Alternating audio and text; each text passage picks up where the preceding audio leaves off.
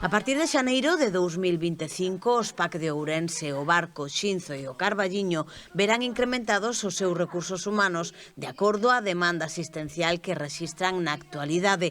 Actualmente, a área sanitaria de Ourense, Verín e o Barco de Valdeorras conta con 14 puntos de atención continuada, os que se engaden dúas zonas especiais, a Gudiña Mezquita e a Veiga o Bolo. Segundo o Servizo Galego de Saúde, a área sanitaria de Ourense, Verín e o Barco de Valdeorras rexistrou a segunda maior dotación de prazas orzamentadas destinada á enfermería dos PAC durante o período 2022-25. Así, neste tempo, ampliará en 20 prazas os seus recursos humanos, un 35,1% máis. Só fica por detrás da área sanitaria da Coruña EC, cuxa dotación medrou en 27 profesionais.